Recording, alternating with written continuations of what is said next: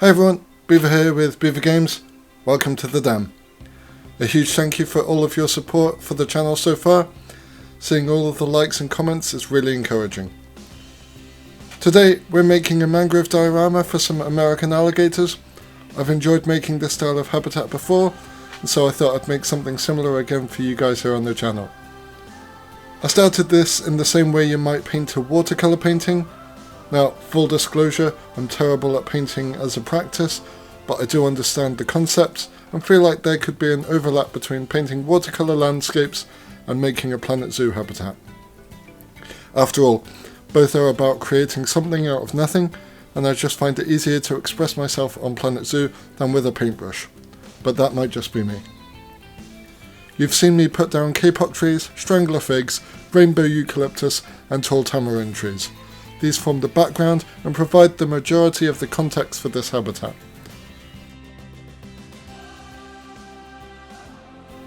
A few willow trees and palm trees also help diversify the foliage.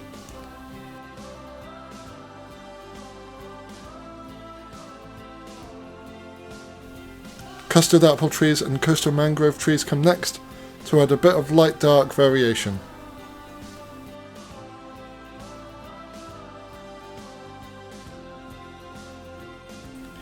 Here we get our first aerial shot of the diorama. It's still very bare at the moment, but we're only really just setting the scene. There's plenty more detail to come yet.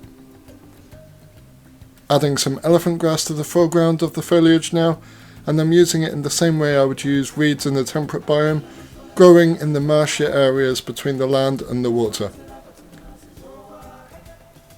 Another foreground detail I add is this algae, made from both light and dark periwinkle leaves. The algae also sells the idea of stagnant water and is perfect in the mangrove and integral to creating a realistic context for the build. I'm building an island out of dynamic mossy rocks. I'm building up the basic shape and add the same plants that surround the diorama to the island. This is the first of two islands I will build in this way. The third island will be formed from foliage only, but you'll see that later. I surround it with algae, grasses, custard apple trees and mangrove apple trees, and then add a strangler fig and palm trees as signature trees at the end.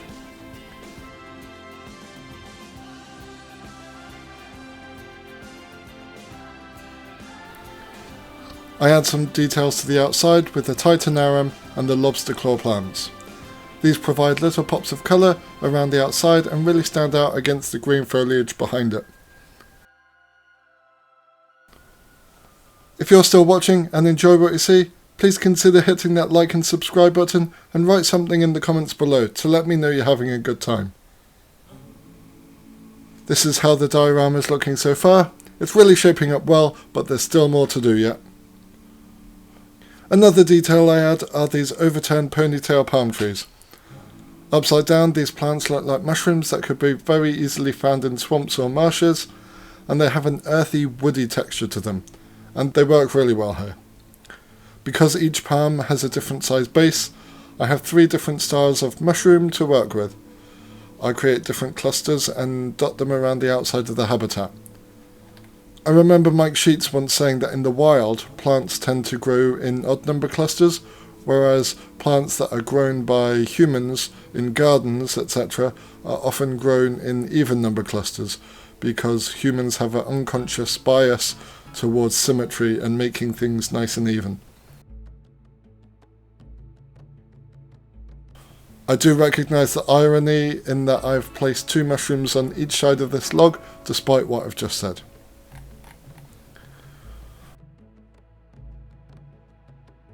I'm just adding the final few pops of colour in the background by way of tamarind trees and river bush willows. It's nearly time for the cinematics, so I do hope you enjoy those. For now though, take care, stay safe, and I'll see you next time.